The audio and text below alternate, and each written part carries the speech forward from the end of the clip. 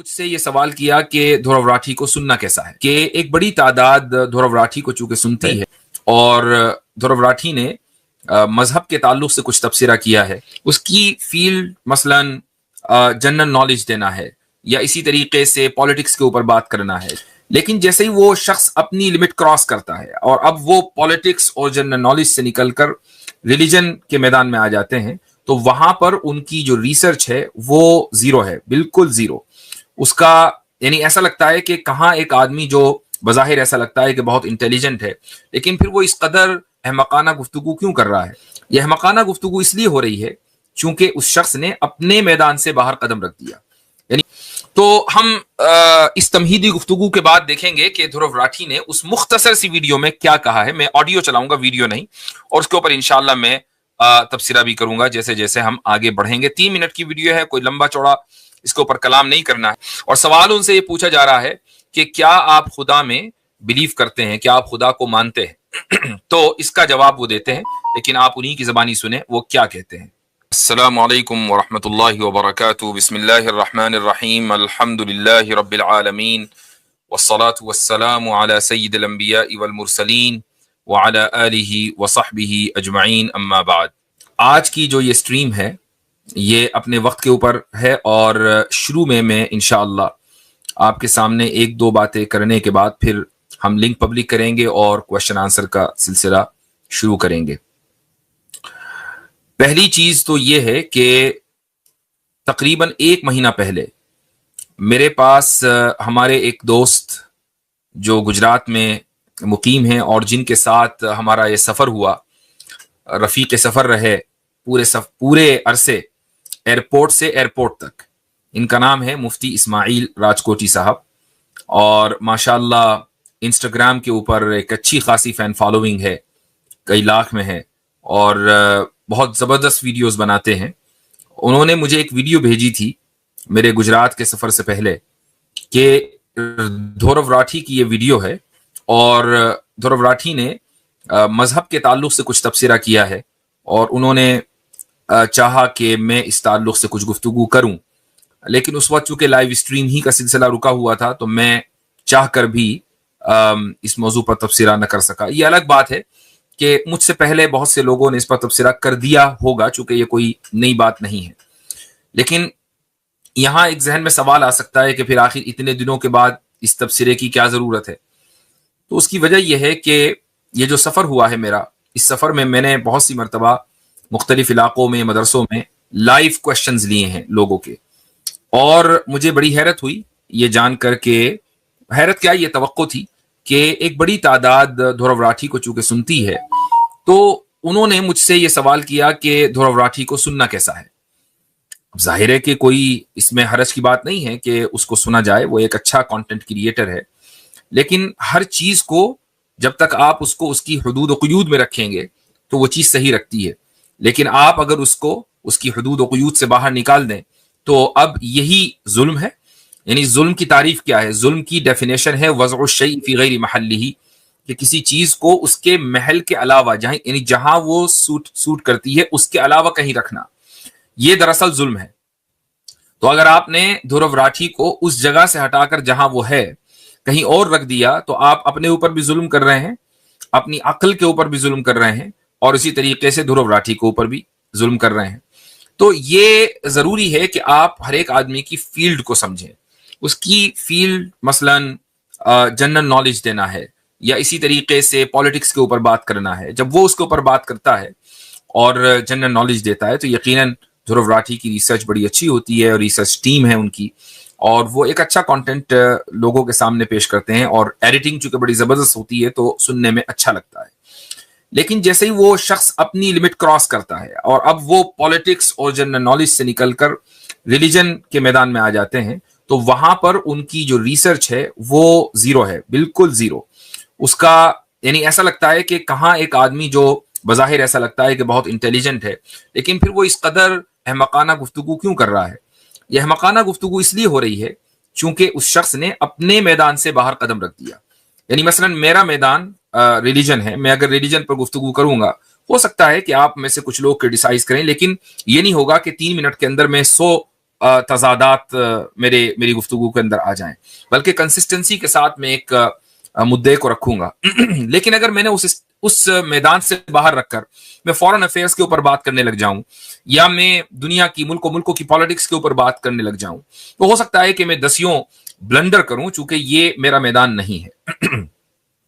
تو یہ الگ بات ہے کہ پالیٹکس ایک ایسی چیز ہے کہ جس کا تعلق ہم میں سے ہر ایک سے، اور ہماری زندگی اس سے متاثر ہوتی ہے. ہم جس ملک میں بھی رہتے ہیں وہاں کی جو پالیٹکس ہے وہ ہماری زندگیوں کے اوپر اثر کرتی ہے، ہمارے ذہنوں کے اوپر اثر کرتی ہے.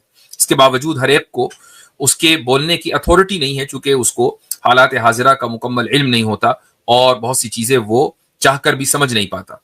تو ہم اس تمہیدی گفتگو کے بعد دیکھیں گے کہ دھرو راٹھی نے اس مختصر سی ویڈیو میں کیا کہا ہے. میں آڈیو چلاؤں گا، ویڈیو نہیں، اور اس کے اوپر انشاءاللہ میں تبصرہ بھی کروں گا جیسے جیسے ہم آگے بڑھیں گے. 3 منٹ کی ویڈیو ہے، کوئی لمبا چوڑا اس کے اوپر کلام نہیں کرنا ہے. تو وہ سب سے پہلے سوال کا جواب دے رہے ہیں، اور سوال ان سے یہ پوچھا جا رہا ہے کہ کیا آپ خدا میں بلیو کرتے ہیں، کیا آپ خدا کو مانتے ہیں؟ تو اس کا جواب وہ دیتے ہیں، لیکن آپ انہی کی زبانی سنیں وہ کیا کہتے ہیں.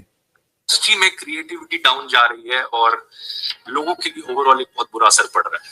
یہ والا سوال آواز آ رہی ہے، زیادہ لائک ہے، 2000 سے زیادہ لوگوں نے لائک کیا ہے. Do you believe in God? If yes then is it formless or not? Do you believe in any religion? اس کا جواب بھی بڑا سیدھا ہے، نہیں. میری رائے میں جتنا بھی. اچھا دیکھیں یہاں پر غور کیجئے گا کہ انہوں نے سوال پڑھا کہ do you believe in any religion, do you believe in God, اور اگر آپ بلیو کرتے ہیں تو کیا وہ گاڈ فارم والا ہے، یعنی اس کی کوئی شیپ ہے یا فارم لیس ہے. اور پھر جب وہ جواب دینا شروع کرتے ہیں، ابھی تو وہ پڑھ رہے ہیں، جب وہ جواب دینا شروع کرتے ہیں تو وہ یہ کہتے ہیں کہ اس کا جواب بھی بڑا سیدھا ہے. یہ لفظ ذہن میں رکھیے گا، اس کا جواب بھی بڑا سیدھا ہے. کیا ہے؟ کچھ میں نے سیکھا ہے دنیا کے بارے میں، ہماری پلانٹ کی ہسٹری کے بارے میں، ایوولوشن کے بارے میں، یہ ساری چیزوں کو سمجھ کر میں نے جو انڈرسٹینڈنگ ڈیولپ کری ہے، میری رائے میں کوئی بھگوان، کوئی اللہ، کوئی گاڈ ایگزسٹ نہیں کرتا. لیکن ایٹ دا سیم ٹائم میں کہ میں نے جو کچھ سیکھا اس کائنات کے بارے میں اور اس دنیا کے بارے میں، اس سے پتا چلتا ہے کہ کوئی گاڈ یا کوئی اللہ، کوئی بھگوان ایگزسٹ نہیں کرتا.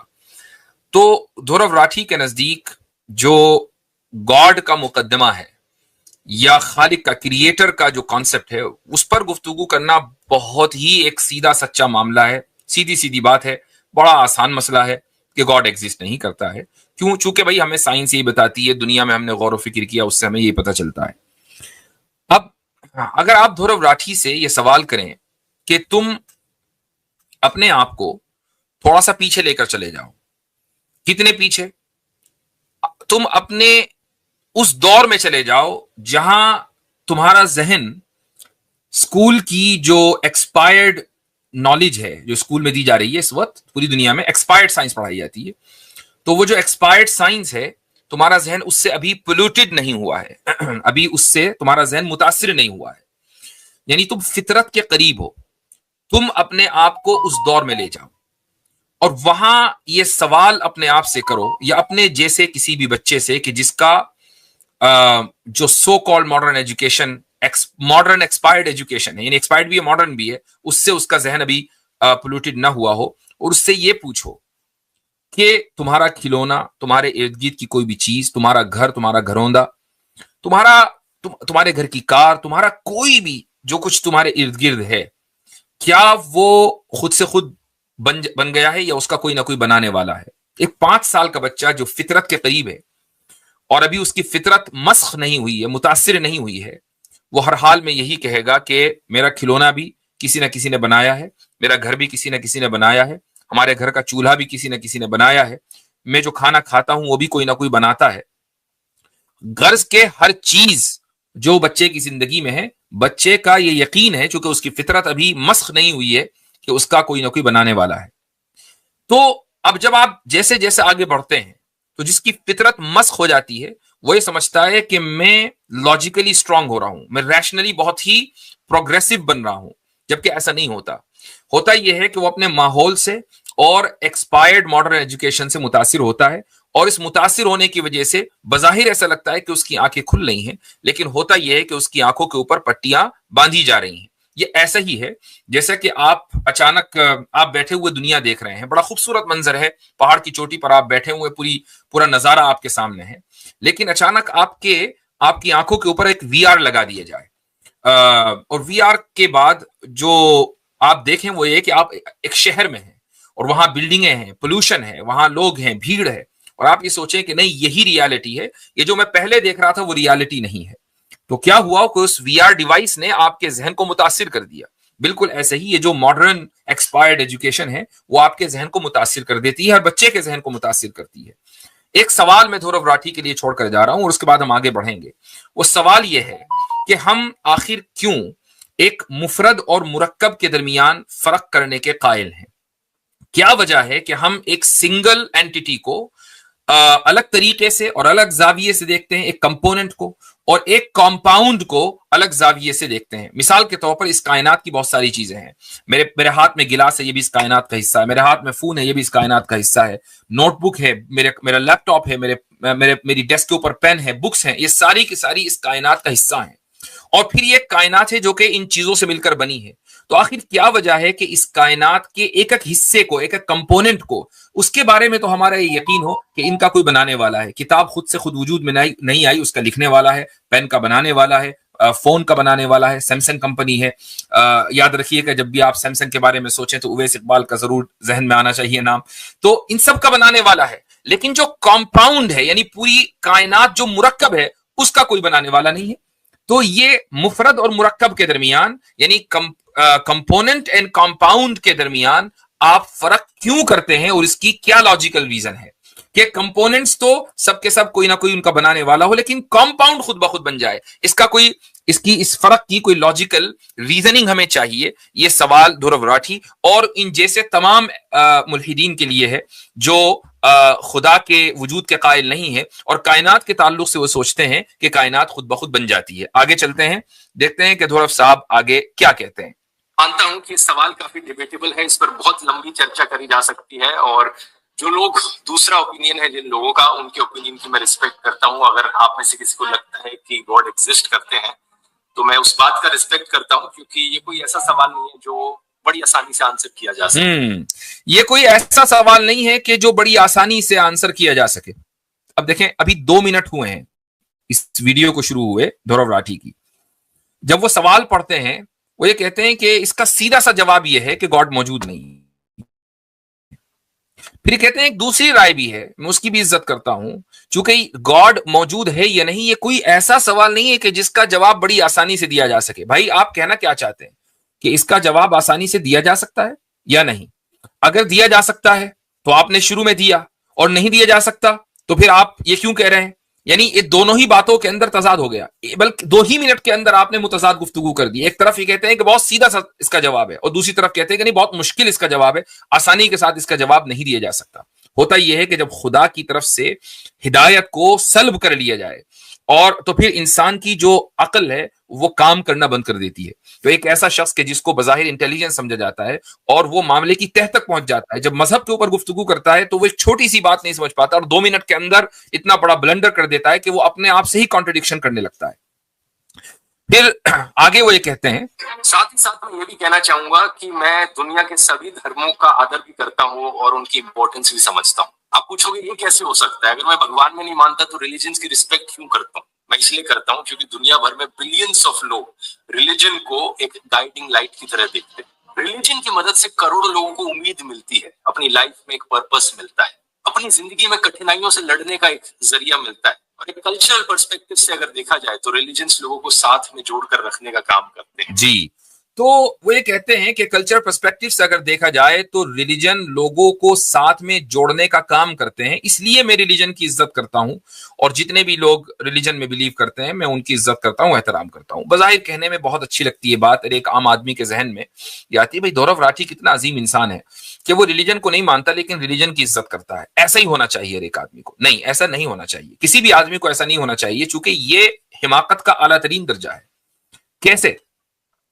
وہ اس لیے کہ کیا آپ کا اصول عزت کرنے کا اصول یہ ہے، کسی بھی چیز کے لائق تعظیم ہونے کا اصول یہ ہے کہ وہ لوگوں کو جوڑنے کا کام کرتی ہو؟ اگر اصول یہ ہے تو پھر فاشزم کی بھی آپ کو عزت کرنی چاہیے، چونکہ ایک زمانے میں فاشزم نے بھی لوگوں کو جوڑنے کا کام کیا تھا. اسی طریقے سے کمیونزم، جو ہارڈ کور کمیونزم ہے کہ جس کے دامن پر لاکھوں نہیں کروڑوں لوگوں کے انسانوں کی جان کا خون ہے، انسانوں کا خون کیا ان لوگوں نے.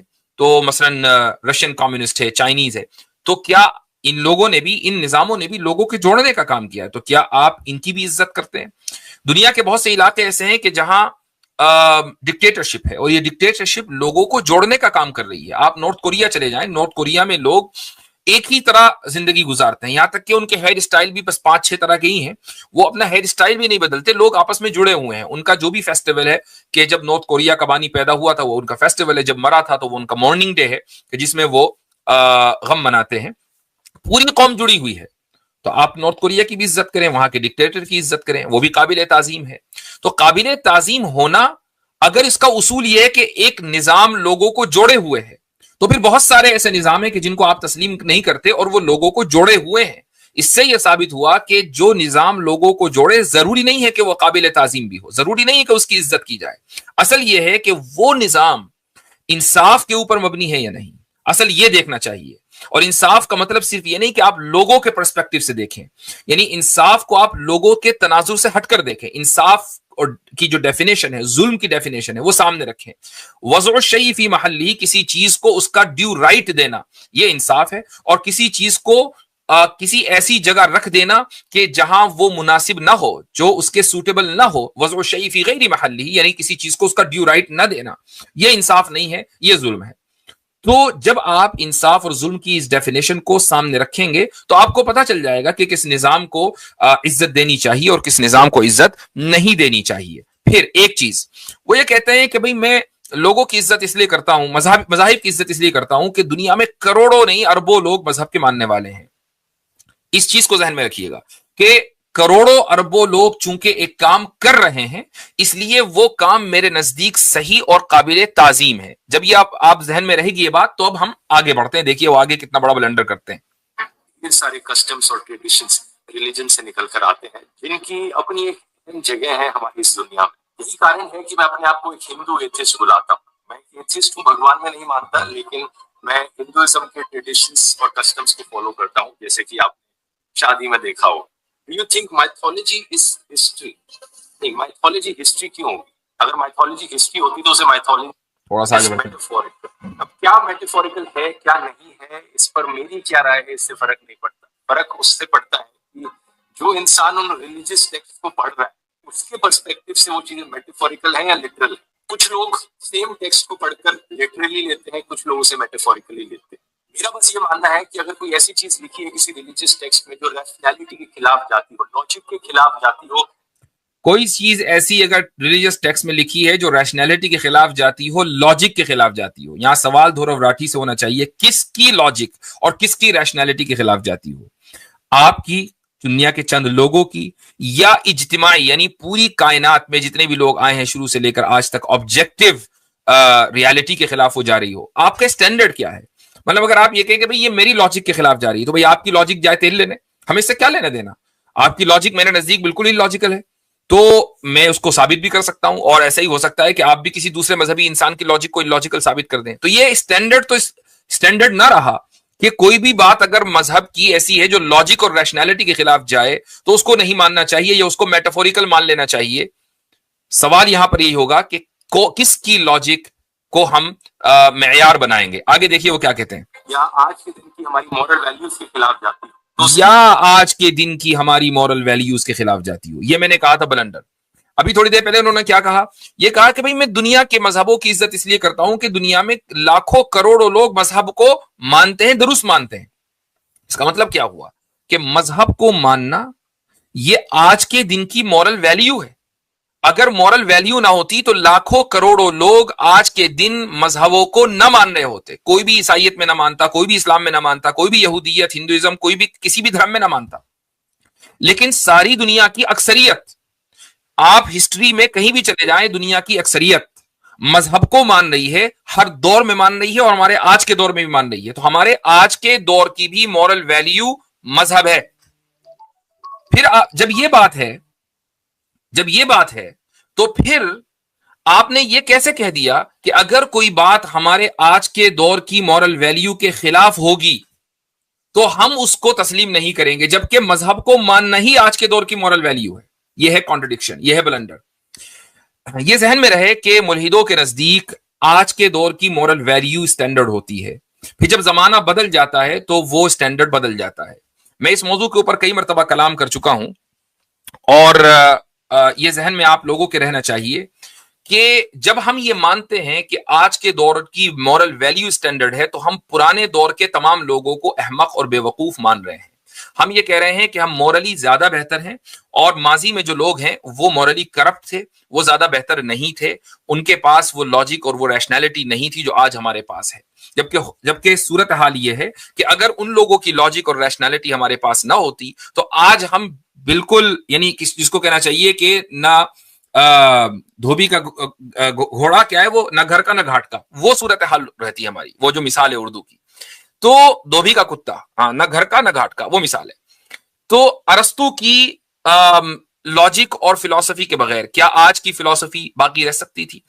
پلیٹو کی فلسفی کے بغیر، اس کے ڈسکورسز کے بغیر کیا آج کے دور میں آپ لاجیکل گفتگو کر سکتے تھے؟ یہ ایک ایوولوشن ہے جو کہ گریک دور سے شروع ہوا اور پھر اسلامک دور میں ہوتا ہوا یہاں تک پہنچا ہے۔ آپ کو ماضی کے دور میں جانا پڑے گا اور ان کی مورل ویلیوز کو اپنانا پڑے گا، ان کو عزت دینی پڑے گی، ان کو عقل مند سمجھنا پڑے گا، تبھی آپ عقل مند ہو سکتے ہیں، ورنہ آپ بھی بے وقوف ہیں۔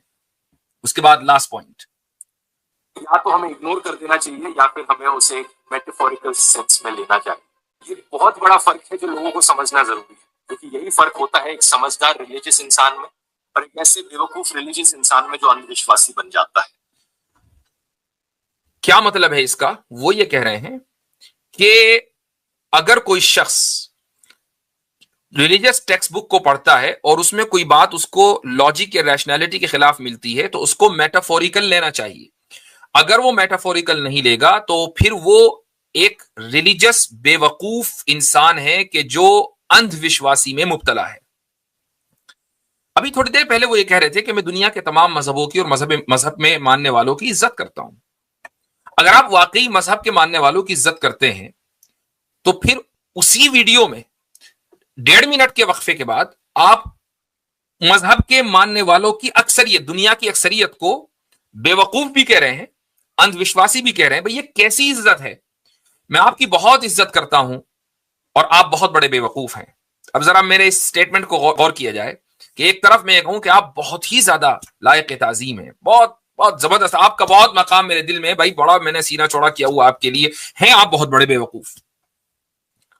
تو کیا ایک ایسا آدمی جو اس طرح کا اسٹیٹمنٹ دے گا، کیا آپ یہ ماننے کے لیے تیار ہو جائیں گے کہ واقعی یہ شخص دوسرے موضوعات پر بہت زیادہ محنت کے ساتھ کانٹینٹ پروڈیوس کرتا ہوگا؟ بڑی مشکل ہے پھر اس چیز کو تسلیم کرنا۔ لیکن میں دھورو راٹھی کو یعنی میں سمجھتا ہوں کہ انہوں نے ایک اچھا کانٹینٹ انڈین کانٹیکس میں دیا ہے، خصوصاً پالیٹکس میں اور بھی دوسرے موقع پر، اور ان سے یہ توقع کی جاتی ہے کہ جب آپ کوئی بھی کانٹینٹ بنائیں تو پلیز مذہب سے دور رہیں، اور اگر مذہبی موضوعات پر گفتگو کرنی ہے تو پھر جیسے آپ نے کسی ہندو اسکالر کو ایک مرتبہ بلایا تھا، شاید پرشانت کیا نام تھا اس کو بلایا تھا، تو میں سمجھتا ہوں کہ اسی طریقے سے کرسچینٹی اور اسلام کے جو بھی اس طرح کے لوگ ہیں کہ جو اپنے مذہب کو بہت اچھی طریقے سے ریشنلی پیش کر سکتے ہیں، ان سے آپ کی گفتگو ہونی چاہیے۔ یہ نہ ہو کہ آپ اپنی رائے دیں، چونکہ آپ اپنی رائے دیں گے مذہب کے معاملے میں تو ہم یہاں بیٹھے ہیں آپ کو ایکسپوز کرنے کے لیے، چونکہ یہ ممکن نہیں ہے کہ آپ خدا، اللہ، اسلام کے بارے میں کوئی بات کریں اور ہم لوگ خاموش ہو جائیں اس لیے کہ آپ نے کچھ اچھی ویڈیوز بنا رکھی ہیں۔ یہ دھورو راٹھی حفیظہ اللہ کا جو ٹائٹل ہے یہ آپ کو کہیں اور سے ملے تو ملے، ہماری طرف سے آپ کو نہیں ملے گا۔